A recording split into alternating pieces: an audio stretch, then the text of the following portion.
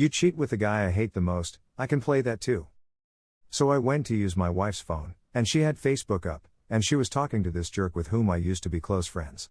A little history on the guy: he wasn't from the old area, so we became friends over basketball and I would defend him from problems, but as time passed, I saw he was into ladies younger than him, so I couldn't be friends with or involved with that. We got into a fight, he had to have his jaw wired shut, and that was the last of him. So my ex-wife was chatting to him, and since she is a little naive, she didn't realize he was flirting with her. He suggested they meet for coffee on Wednesday, and she accepted. At the time, she and I were going through a hard stretch. We married at a young age of 19, but I felt she was the one for me, and we've had 3 children since then. I phoned my supervisor and explained that I need Wednesday off due to family circumstances, and he says it's alright. They decided to meet at Starbucks after I read her texts again. So, when it was time for them to meet, I pretended to leave to work but waited outside a block away, saw he picked her up, and went to a downtown Starbucks. I followed them there and remain in the vehicle. At the same time, I'm messaging all of my pals, telling them that the old me has returned and explaining what's going on. 2 of my friends are attorneys, and they gladly assisted me in drafting a separation agreement and initiating divorce proceedings. I follow the out of Starbucks and notice that they are on their way to his home. Now I simply park and wait 2 minutes before knocking on the door, so when I knock on the door, I hide down so they can't see me through the peephole. Then when I hear the door open up, I hide down again. I storm in, and he stares at me as if he's seen a ghost. I see my ex-wife in her bra, and all I can say is, "So this is what you do in your spare time?" I'm leaving. She rushes me outside, screaming, claiming she has no idea what's going on with her and that they didn't have sex, but I immediately urged her to duck, "Don't come back to the house, and if I see you with him, I'll ask him what will happen."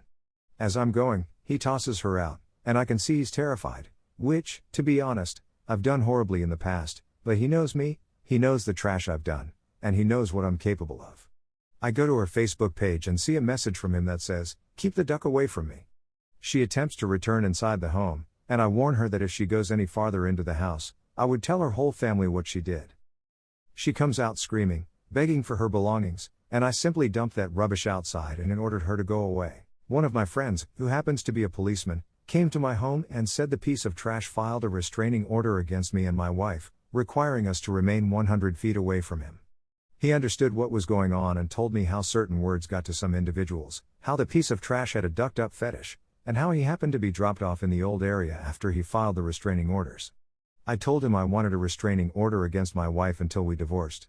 Soon after, I informed the kids that we won't be seeing mom for a while, and I phone her from an app, telling her that she can explain herself to the kids and that she can have the kids on the weekend as long as she stays away from me. I cut her off before she starts the entire "I'm sorry, forgive me" nonsense. As we go through the divorce, we had to go through an online course for the kids, which was the most stupid $20 I've ever spent. We get everything sorted, the court decided that the prenup is legal, so the bit doesn't receive any alimony. We sell the home and share the proceeds 50-50. I used half of my money to acquire a great loft and still had enough money to get a new automobile. We're in court now, and the judge asks, "Do you guys really have everything settled?" I'm happy to say yes, but she bursts out crying again, saying she's not this and that, and as a result, we had to go to child support, where kids have to say where they want to live, and I considered telling them how mommy doesn't believe in Santa Claus, but I didn't. I agreed weekends to have the kids since she didn't work and she went to live with her parents, who have more than enough money to support all of the kids, but because of my job, I can't pick up 2 of them from school and keep a 2-year-old at my workplace, but I was glad. When her younger sister came over to bring off the kids, she inquired how I was doing. I quickly took advantage of it and told her how lonely and unhappy I was since I had lost the one true love of my life. Her sister stayed over and cooked dinner for the kids and she remained after to speak. I told her how much I missed her sister, but what she did isn't forgivable, and she agreed. And then we began kissing, which led to sex. I started working out to get in better shape and maintain a relationship with her sister until one day when I FaceTimed her and my ex-wife was nearby and she heard my voice and all I heard was them 2 arguing about how she betrayed her and how my ex apparently told her to see if there was any chance of them getting back together. To be honest, I had forgiven my ex-wife, but I didn't want to speak to or see her. Her relatives took turns bringing the kids over, and then I told her cousins the tale, and with one of them, I began to be FWB with them. My ex-wife then came over once, but I ordered her to wait outside since she is not permitted inside. She attempted to explain that she had gone to counseling and that she was a new person who simply wanted a chance. I forgave her, but she began to irritate me since I was over her. I accidentally mentioned how I slept with her cousin, which caused her to scream, so I sent her outside to cry. Now I've moved on, I'm FWB with 2 gals, I date either of them, and I'm still young, just 29 years old. My ex-wife had fallen into horrible condition while I was always going to the gym and working on myself. I mean, I miss a lot of what she's done for me, but what she did was wrong, and I'll never forget it. Story 2. Wife posted on Gone. My wife and I have been married for 15 years, we have 3 children, and life is generally nice. We began discussing about her uploading nude photographs on Reddit a few weeks ago. She's a gorgeous lady who was looking for some anonymous attention, and the concept of it was a great turn-on for me. So, after some thought and discussion, we decided to give it a go. We established ground rules, and she vowed to be completely open and honest with me. Great. She shared a couple photographs, and it went viral. She received hundreds of messages and upvotes, and we spent the most of the night interacting with people and having a good time. We had that night, and it was some of the greatest we'd ever had. It was a huge turn-on for both of us. However, things took a turn for the worst when a very attractive guy sent her a conversation request on the messaging app Kik. I could see she was turned on by what he was saying and the visuals he was showing her right away. This didn't bother me since it was sort of the goal. I asked her whether she was still speaking with anybody a few days later, and she responded no.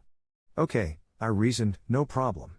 When I stepped into our bathroom a few hours later and discovered her taking a picture of her boobs, she became embarrassed/flustered and immediately made up a narrative that she was only taking a snapshot for herself and no one else. I felt it was strange, so I brought it up later in the day and urged her to be completely honest with me. She doubled down on the narrative. It's not a huge deal. We had a usual night, and I went to bed at 10 o'clock. I awoke about 2 a.m. for some reason, and my wife was up messaging on Kik, so she didn't realize that I had awoken. I feigned to be sleeping while watching her send him photographs and texts. My heart sank to the ground. After some thought, I decided to give my wife another chance to tell me the truth, so I asked her again the following day if she had been texting anybody, and she answered flatly no and that she wasn't interested in talking to anyone. So I was definitely skeptical at this point. Later, while she was in the shower, I glanced through her phone. I noticed the discussion, but most of the texts had been erased, and none of the photographs she had sent the night before were there. I was hesitant about telling her about it, but I ultimately chose to tell her that night. She first lied and stated she wasn't talking to anybody, but when I said that I had gone through her phone and found missing messages, she ultimately confessed to giving him many photographs, including one with her face, which was a major violation of our agreement. She said she was swept up and began to develop affections for this person, and that he tricked her into sending photographs. She said that she was ashamed and felt terrible about how she felt about him, therefore she couldn't be honest with me since it would hurt me too much. I suppose I should share some background information about us. My wife and I have had a lot of trust difficulties in our marriage. She cheated on me once, and I would often catch her chatting with ex-boyfriends. When I confronted her, she would lie until I could absolutely verify what she had done, at which point she would break down and confess everything. But it was years ago, and she's been seen to be upfront and honest with me for a long time. We'd both matured a lot, and I felt like we were in a good place and that I could trust her to do something like this. I believe I was mistaken. That night, she messaged the man on Kik and told him she couldn't communicate to him anymore. Then uninstalled the app. She also got rid of her Reddit account.